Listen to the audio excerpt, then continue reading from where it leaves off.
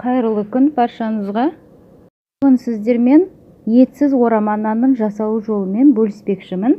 Ең алдымен қамырын дайындап аламыз. Ол үшін ыдысымызға суымызды құйып, оның үстіне тұзын, бір дана жұмыртқамызды салып, жақсылап араластырып алатын боламыз.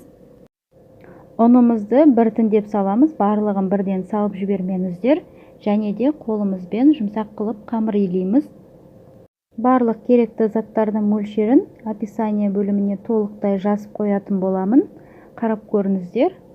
Өте жеңіл тағамның бір түрі. Ет болмаған жағдайда осылай дайындап берсеңіздер болады отбасыларыңызға.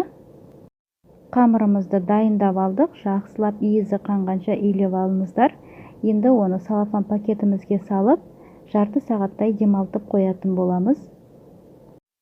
Салмасына келетін болсақ, мен барлығын соломка етіп тураған болатынмын, ішіне салуға ыңғайлы болу үшін.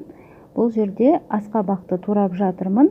Сіздерде болмаса немесе дәмін ұнатпасаңыздар, қоспасаңыздар да болады. Және де 2-3 дана картоп қажет болады, оны да соломка етеміз. Сәбізімізді де видеодағыдай ұзынша етіп туралап, барлығын араластырып салатын боламыз. Достар, менің қазақша контентті каналымды қолдап, тіркеліп қоюды ұмытпаңыздар. Әр елдің тағамдарының рецебімен бөлісіп отыратын боламын. Сондықтан да алғаш болып көру үшін колокольчик белгісін басып қойыңыздар. Пиязымызды да дәл солай турап, барлығын араластырып салып, тұзын, бұрышын дәміне қарай салып алыңыздар. Салмасын дайындап болдық. Енді қамырымызды 2 бөлікке бөлеміз. Екеуінен 2 дана ораманнан шығатын болады. Әр жерде әр түрлі айтады. Бір жақтарда еріншек манты деп те атайды. Сіздерде қалай атайды? Комментария бөліміне жаза кетіңіздер. Енді қамырымызды оқтаудың көмегімен ұн себе отырып, жұқа етіп қамыр жайып алатын боламыз. Бұл тағамның бір жақсысы тез дайын болады. Оны түйіп, мантыдағыдай ұзақ отырмайсыз. Сондықтан да өте жеңіл тағам. Қамырымызды жайып болдық. Енді оның үстіне салмасын салып шығамыз. 2 бөлікке бөліп, екіншісіне де алып қалуды ұмытпаңыздар. Және де мен арасына шөп қосқан болатынмын аскөктен.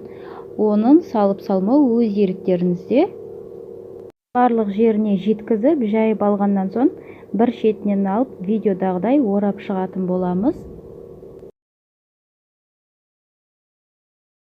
Орамамызды дайындап болдық. Енді алдын ала майлап қойған мантоваркамызге салып аламыз. Және де бетін майлап жіберуді ұмытпаңыздар. Жұмсақ болып пісуіне септігі мол. Кастрөлге су құйып, ішіне тұзын салып, алдын ала қайнатып алуды да ұмытпаңыздар.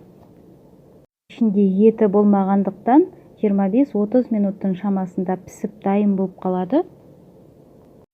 Екінші орамамызды да дәл осылай дайындап, екеуін бірге салып пісіріп алыңыздар. Осымен бүгінгі біздің дайындаған етсіз орамаханымыз дайын болды. Өте әдемі, жұп-жұмсақ болып шыққан. Мінекей сіздерге кесіп көрсетіп жатырмын. Видеомды соңына дейін көргендеріңізге алғысымды білдіремін. Ас болсын баршаңызға.